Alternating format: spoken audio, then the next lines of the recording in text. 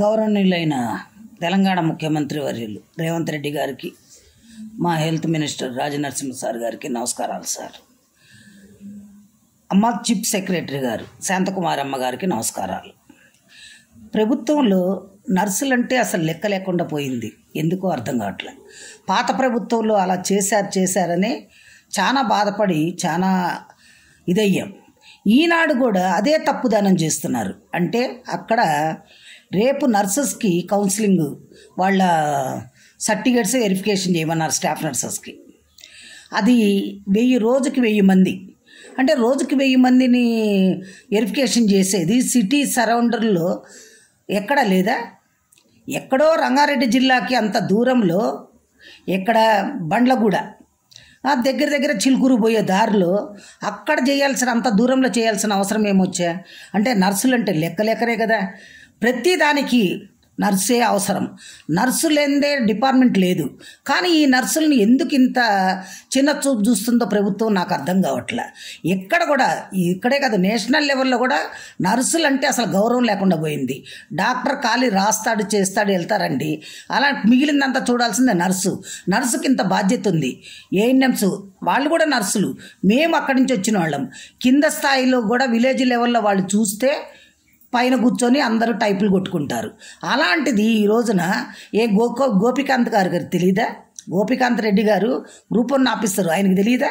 ఆయన తెలుసు కదా. ఈయన రెండో గడాల శ్రీనివాస్ అండి. మీరు జనాలు ఒకవైపే చూస్తున్నారు, కానీ ఎట్టి పరిస్థితుల్లో వీళ్ళ 28వ తారీఖు అంత దూరం అవసరం లే. అదే డాక్టర్స్కి అప్పుడు వెరిఫికేషన్ చేసినప్పుడు ఎక్కడేశారు? ఉస్మానియా యూనివర్సిటీలో వేశారు. మరి ఉస్మానియా యూనివర్సిటీ దగ్గర ఖాళీలు లేవా? ఉన్నాయి కదా. 1000 రోజుకి 1000 మంది కోటీలో చూడలేరా? చూస్తారు కదా. చాలామంది చాలా రకాలుగా ఇది చేస్తున్నారు. నర్సులను అనే దాన్ని వాళ్ళని వాడుకుంటున్నారు. వాళ్ళని మటుకు ఒక టిష్యూ పేపర్ లెక్కన చూస్తున్నారు. ఇది మంచి పద్ధతి కాదు. ప్రభుత్వానికి ఎట్టి పరిస్థితుల్లో ఇమ్మీడియట్లీ ఈ వీడియో సీఎం గారి దాకా చేరాలి. చేరిన తర్వాత ఇమ్మీడియట్లీ వాళ్ళకి 28వ తారీఖు ఎంత ఒక గంట పని. వాళ్ళకి ఎట్లాగూ జీవితాలు నాశనం అయిపోతున్నాయి. మరి కనీసం ఇప్పుడైనా కానీ మీరు ఇది చేయకుండా, వాళ్ళు కొత్త వాళ్ళు ఎక్కడెక్కడి నుంచో వస్తారు, వాళ్ళకి అడ్రస్ తెలియక ఇబ్బంది పడతారు, బాధపడతారు. అంత అవసరమా చెప్పండి? ఎందుకు? మీరు చెయ్యాలనుకున్న పని కరెక్ట్గా చెయ్యండి. పాత ఈ ఆఫీసర్లు కూడా చాలామంది ఇలా చేస్తున్నారు. రేవంత్ రెడ్డి సార్ దయచేసి మీరు వినండి. నర్సుల్ని బాధ పెట్టే వాళ్ళు ఆఫీసర్లే సగం. వాళ్ళ చేత పనులు చేయించుకుంటున్నారు, వాళ్ళని హింస పెడుతున్నారు.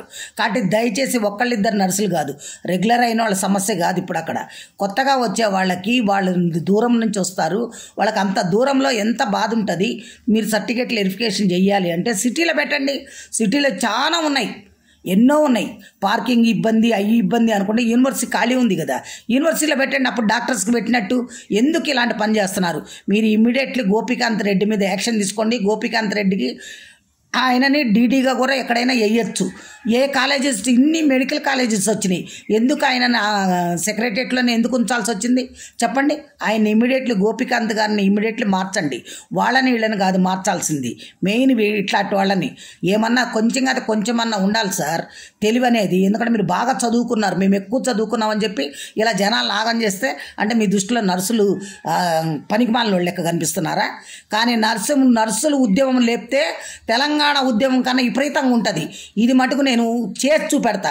కానీ మీరు అంత దాకా తెచ్చుకోవద్దు దయచేసి. రేవంత్ రెడ్డి గారి మీద, మా హెల్త్ మినిస్టర్ మీద, ఇప్పుడు రాజనరసింహ సార్ మీద చాలా గౌరవం ఉన్నది.